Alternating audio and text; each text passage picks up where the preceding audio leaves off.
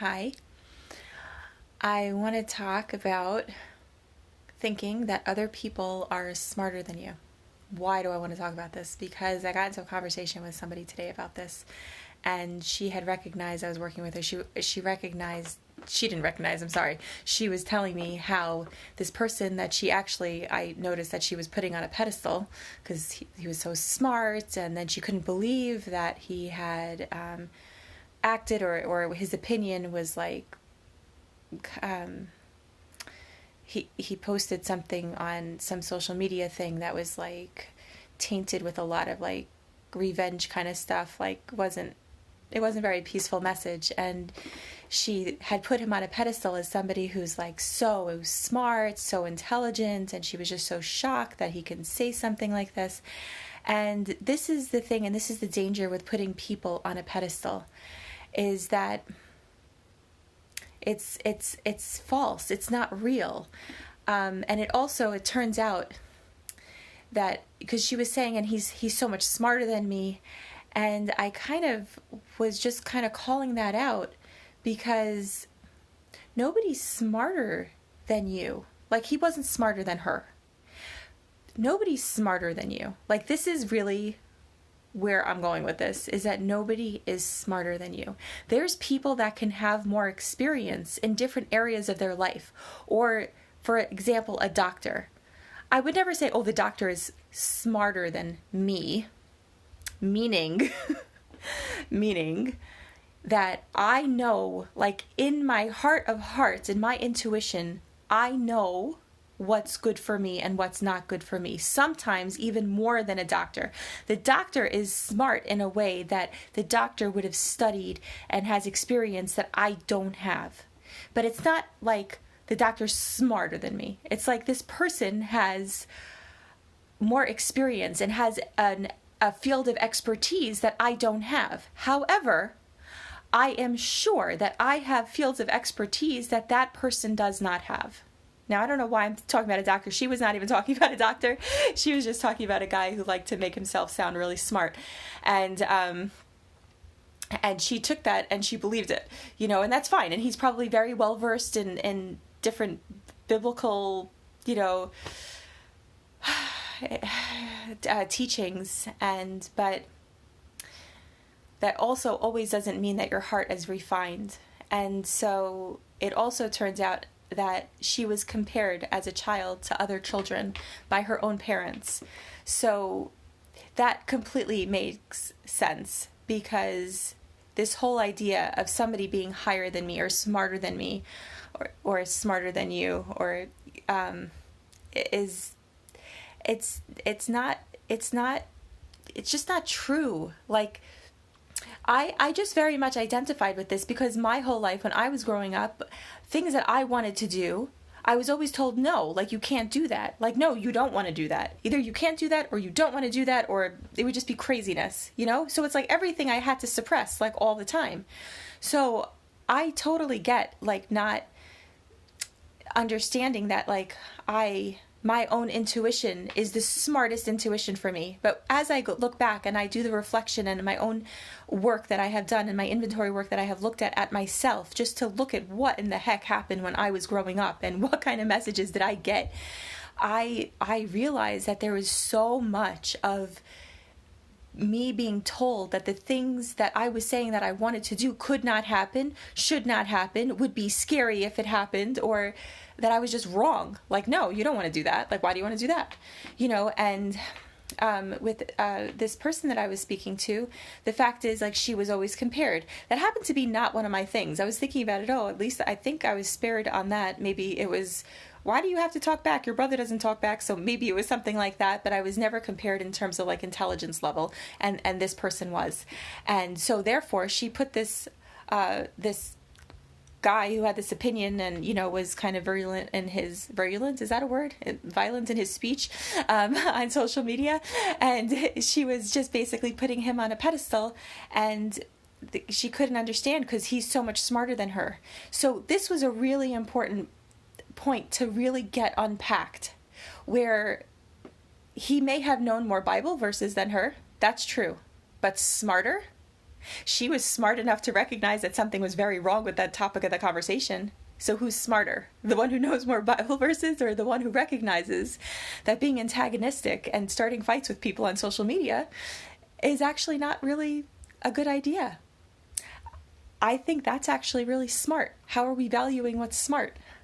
So again, are you comparing yourself to other people because of what they look like on the outside or what they try to portray themselves as? Are you putting people on a pedestal because maybe they have an area of expertise that you don't have, so you put them above yourself? So many times I hear people say, like, I don't know, that didn't, in the doctor's office, I don't know why this keeps on coming up, but I don't know, maybe you have something going on with the doctor, I don't know.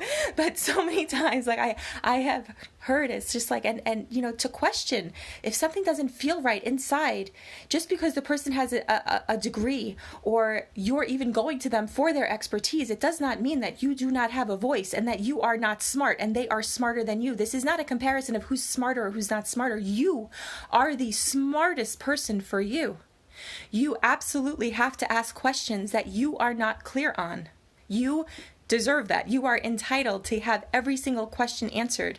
You are entitled to have your needs met and respected, even if it's from somebody who doesn't agree with you but looks like they're in an authority position, basically, is what I'm saying. And even in this case with this person that I was talking with, this person, the guy, he wasn't a doctor, wasn't an authority figure. It's just he made himself look like he was an authority figure. But that's not, it doesn't even matter, because people that are truly authority figures, like true leaders, they're never going to portray themselves as like all-knowing, and you're not going to have them trying to put you down or to put other people down. Like, that's not what a true, I don't even know what the word I used before, but I guess a leader or somebody who, or an authority, like a real wholesome authority that should be respected, like that won't happen. But from programming, you know, recognize what is going on if you have that happen. I know for myself, I definitely have had that happen where I had put people on pedestals, and that's also like in terms of like people that are mentors, and we don't realize, because as you're going through the healing process, there's times when you just don't feel so good. You don't feel like you're worthy. Okay, but you really are. You really are. You're so worthy. You're so worthy of love. You're worthy of respect. You're worthy of being treated with love and respect. You're worthy of being treated with kindness. You're worthy of somebody being patient with you, like no matter what. Like even if you have 5 questions, those questions are important. Like you need to get them answered. People are not better than you. People are not better than you, and they're not less than you. And they're not smarter than you, and you're not smarter than them for them, but you are smarter than them for you. You are the smartest person in your life, and they are not smarter than you in terms of, the smartest one is the one that guiding intuition, and trust your intuition. And because you're the one who knows all of the details of every single situation. And do you then go ahead, and somebody who, I know for me, what I used to do is I used to take people with very strong personalities who acted like they knew everything because they looked so put together. And then I used to like attach myself to them because I had no sense of self. And what I have recognized and realized is through this transformative process, which I am so grateful for, and is that I put them in places that they did not deserve to be. They were not. It always turned out, those kinds of relationships always turned out like at the end of them, it was usually a disaster. Like usually, like so it ended, but like not well. Like that's usually what ended up happening. And that's when the idea of dependency relationships come up, and that's what happens when you put someone on a pedestal, is they fall real hard real fast because they are not God. Like they are not your intuition. Your intuition is what you're searching for in the other person. And it's insane, but you do it. I've done it. And if you're doing it, just I guess I'm bringing this to the light so you can recognize that actually that small voice within It's not going to be louder than your head. Your mind will always be louder than this small voice within, unless you really start sitting in silence or meditating or doing something that actually changes the patterns of the thoughts, because otherwise you're just like trapped in thoughts and putting people in places above you that they don't really belong, and then getting triggered and then getting angry at them. But you put them there in the first place, right? So it was a fun conversation to unpack, and I thought I just kept, like, in my meditation tonight, I was thinking, if I had anything to say tonight, it would be, that's my message to you, is that there is nobody, no matter how many degrees, no matter how smart they look or seem, no matter how they seem like they're in control of their whole life and they're geniuses or whatever it is, it doesn't matter. It doesn't matter, because they do not know all the information that you know about your own life. And nobody's smarter than you. You and your intuition is the smartest person for you. And of course, you can, there's always, I could learn from other people because they have experience that I don't have, and they have knowledge that I don't have. But where it becomes an emotional problem is when I start putting people as if they are above me, smarter than me, or better than me. And I've also done the opposite. I've also made it that people are lower than me, and it's not a fun thing, because you're not being, it doesn't feel good. It doesn't feel good for the person who's doing it. It doesn't feel good on the receiving end of that. But, this is the game of life until we finally can find our true voice. I'm saying the word our, when I can finally find my true voice, or as,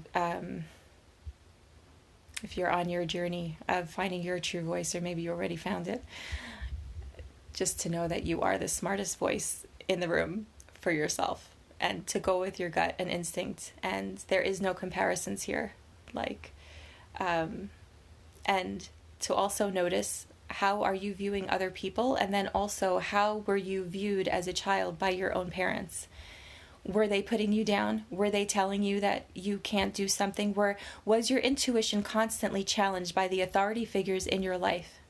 And if so, there's room to work with. That's the exciting news, is that there's room to grow. There's room to grow out of it. There's room to grow up. And actually, if you'd ever like to discuss it further, I offer a free 1-hour coaching session, which I'm so excited to do, if you'd ever like to discuss this any further. But it is these disempowering beliefs that we have, that we get trapped, that you get, the disempowering beliefs that you could possibly get trapped in relation to where other people are and where you are. Because really, when you really get in touch with yourself and you really start unpacking stuff, what happens is you just start feeling really good and comfortable and confident in your own skin. And then the realization comes that we're just really all one and all connected. And it's a really exciting process. So anyway, I'm going to let you go. And on that note of letting you go, it's like, let my people go. Your mind, that's the thing about getting out of the mind. It's about recognizing what is actually going on, and then being able to surrender it and move into who you are. Sometimes it's scary, especially when I'm talking about asking questions or listening to your intuition, even though it looks like it goes against what another person would think or do. But actually, the more that you do that and the more that you step into who you are, the more comfortable you're going to get doing that. And that will just strengthen you. And there's no comparisons here. There's nobody smarter. I've said this I don't know how many times in this call, but I just really feel called to tell you that there is nobody smarter than you. Your soul, your higher self of who you are, your intuition knows what's best for you. So, of course, get opinions. And there's actually one of the posts that I did, I remember Mark Cuban from Shark Tank, he said something that was really interesting. He said, don't take advice from anyone who's not going to suffer the consequences. And that was really, really helpful for me in my own decision-making processes, of course, because I would always look to people who looked like they had it together, and then I would put all my trust in them, and then obviously they would fall off of the tower, but I'm the one who put them on the tower. So let's get right-sized, understand that we are all one, and when we connect into ourselves, we're actually connecting into the essence of who we are, all of us, without our mind and all of our emotional, like all the stuff that happened when we were kids and like our patterns. So that's the blessing of sitting in silence, is it allows the intuition to kind of get a voice. So that is definitely a solution.